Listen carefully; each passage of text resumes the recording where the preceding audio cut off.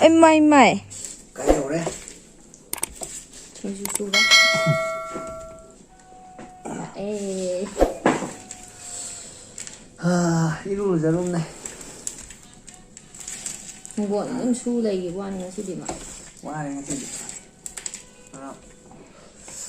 Quả văn bây giờ khao nó phụ thở cái Chagem Pomba tao. Yeah, boy. Ôi, cô ê hê nghe gì. Phần em cuốc lên mẹ.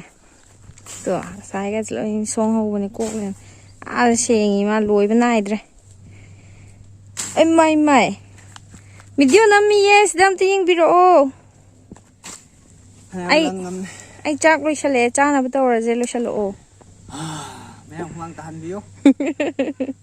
Ai tahan lên cái gì? Lôi mù xa lần này hai ba nung xa chứ không nè. Tôi nung xa chứ. Lôi mù xa lần này. Mù cái mù là do ai này cũng không được lên. Mù bắt đầu palm đi. Pro. La, sila. Ông này, cái gì nào? Hả? Singon seng bây giờ quay đó. Chagem Pomba này mà chân hệ, mà chân Chagem Pomba mà thiền, mà chân thì bây giờ. Nung xa đấy nha. Cái xa đấy thì đem xa. Cùng hoài chứ. Cái alu này mẹ. Tuy nhiên anh thì gì? Potato. Hawaii matuan ga. Hawaii sige apak pa juga. Hawaii apak pa juga. Hawaii. Ano pong Hawaii? Padigom sila re. Dhania patta. Sarsu. Hangam gi. Mana hangam mana hap te ro. Pakon.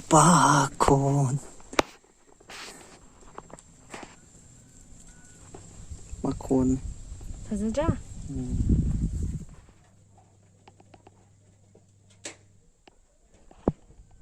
Có chay gì lâu thế rồi kìa. Mồ rộng này có gì vậy? Xin lỗi đấy, hồi gì ngồi là chẳng cái hiệu của chay xin lỗi Hawaii, xin lỗi sabon matcha, hangam khai hết lẽ, sing mana mani hết lẽ, napak ti pong Hawaii, pakon, padigom Hawaii maton. Moro atek pa machado anguba sejingje toroga semaga ai kaino Chagem Pomba gi machal semaga thongjarake aduga chajarake myam yengbiyo miyeng tabiyo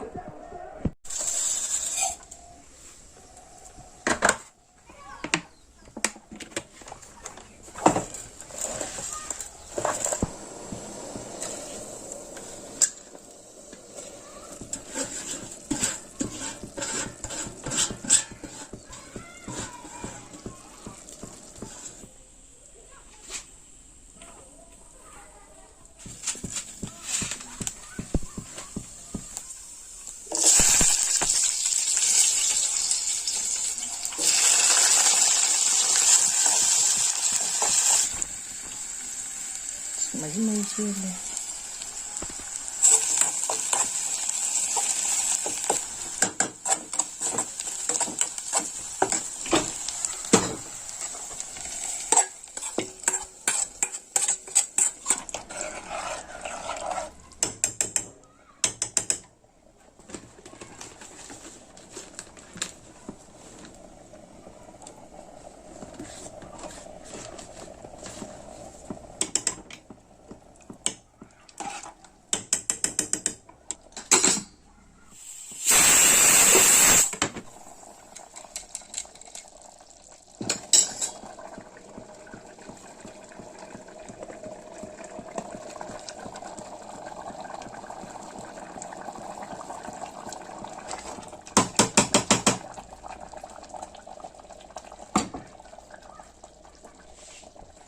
Bularienge. Hello guys. Good morning ma'am. Amukan na taramuna okjeri ngasidi akoy Manipuri haidi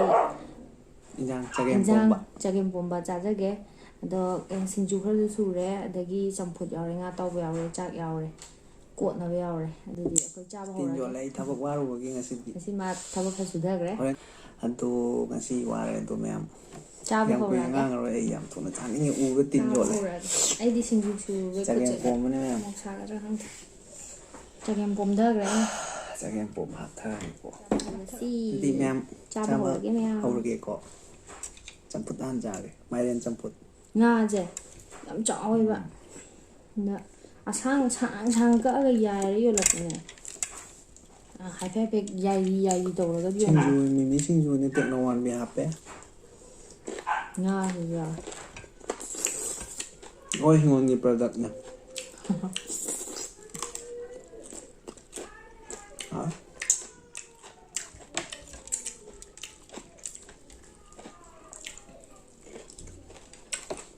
Moro ama han thêm vào đây.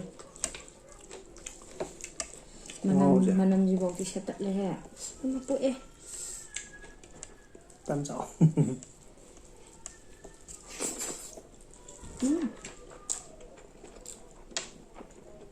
Cha tao bảo quỵ bây giờ không có hậu à.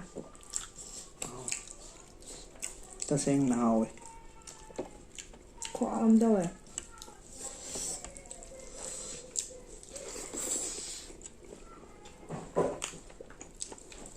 Ngon đâu rồi.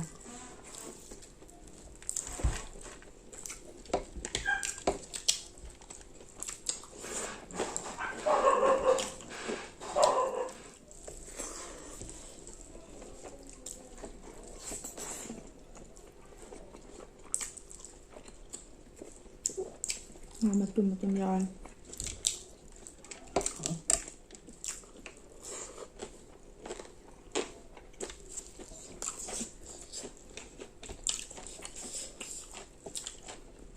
Singju hầu rồi.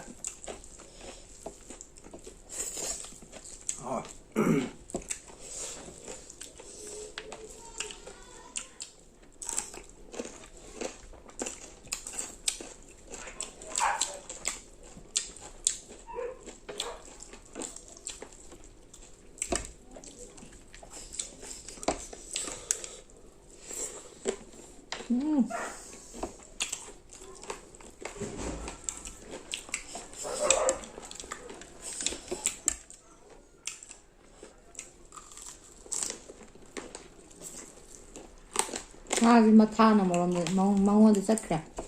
Cái trầu đấy ngon này hồi. Mà nó hạ bậc tầm cái gói này kìa.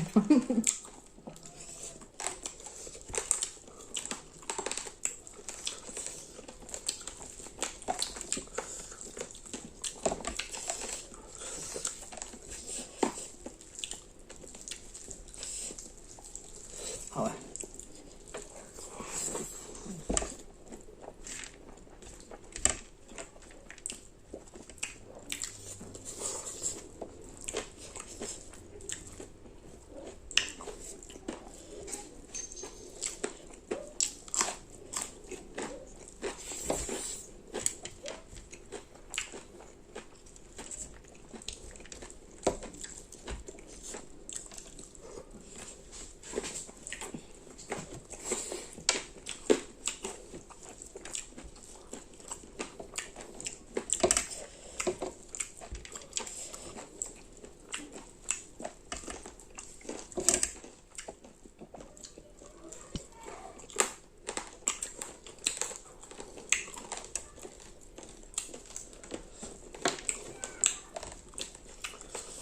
Nhang là được. Nhang. Học học. Không bụi.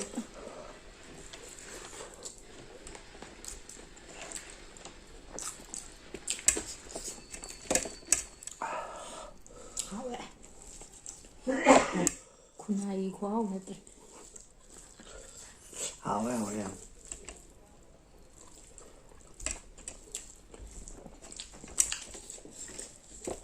Hoa giờ đi lắm hầu à.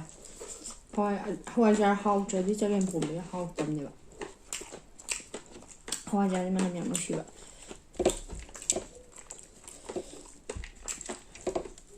Hoa giờ luôn bé hấp cho cái.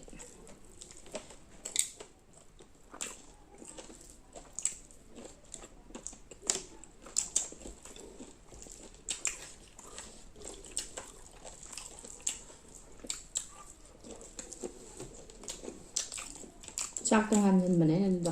Học trắng.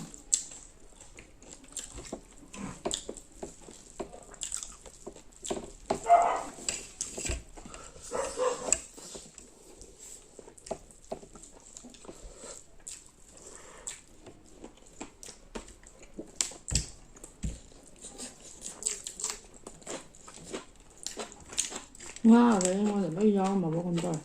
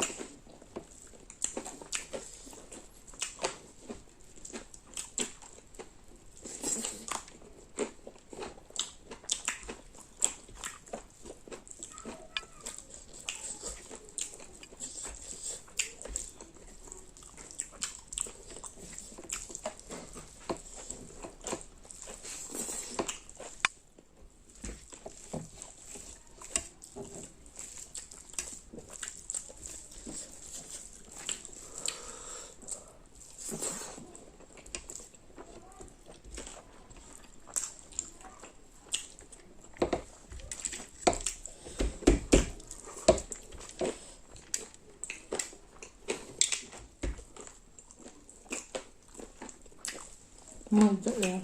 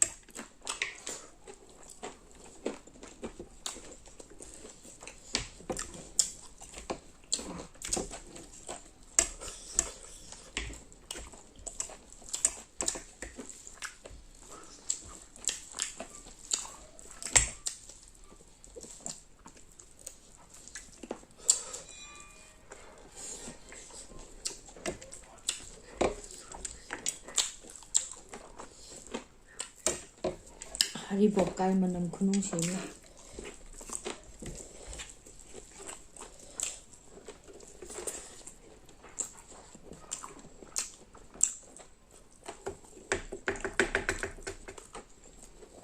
ꯉꯥ ꯃꯔꯨ ꯈꯨꯆꯥꯎꯁꯦ. ꯉꯥ ꯑꯆꯧꯕꯒꯤꯅꯦꯕ ꯌꯥꯔꯤꯗꯣ.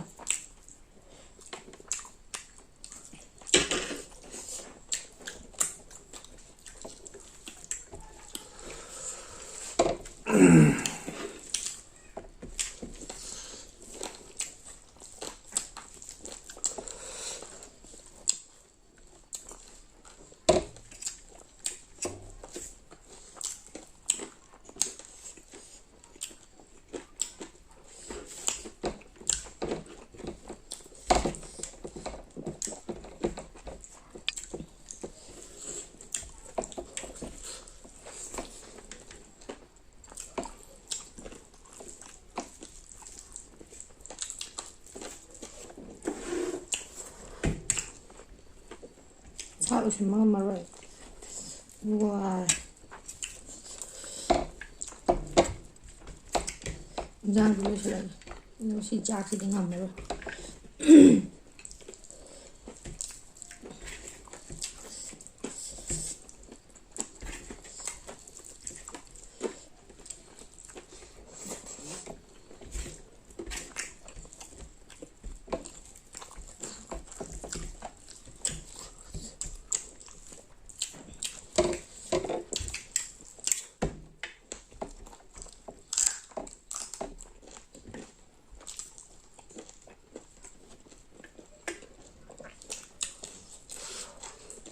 Ngon ngon rồi.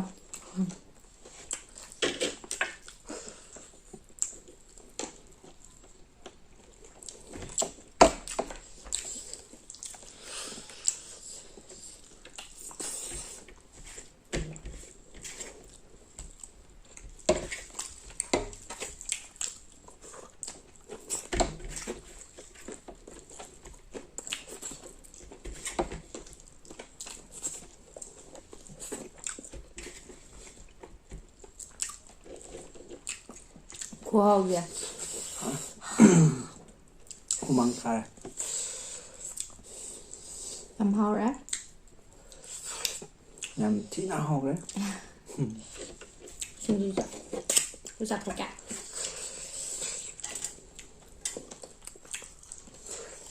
तो मैं अपना नुसीदुना कोई channel जी को support तो view next time दा मैं रिक्वेस्ट वीडियो दो कोई तौजरगे अदुगा अहनबा सी चैनल जी दा चंगबिरक इचिन नाउ ओइ तारगदी लाइक सब्सक्राइब एंड शेयर तो बिरमो अदुगा अखोई बु सपोर्ट तो बिरगा हाइदी अनो वीडियो हाइदी सेम नगमनबा अखोइजु हाइदी मैम सपोर्ट तो भी तारगदी मैम की इंटरेस्ट ले तारगदी अखोइजु याम इंटरेस्ट है ले दुना लाइक सब्सक्राइब एंड शेयर तो बिरमो अदो ngasi goinedi video je matang swai loisin jarage mathang video je mu thengna je mathang video di ma'am की request row video ok thong ba hai ba kari ok thong ma charo hai ok thong ma charo ro hai do cha cha ke mathang de kumang ji ya le chak to pi wa ju wa re ma'am mathang da mu thengna je bye bye bye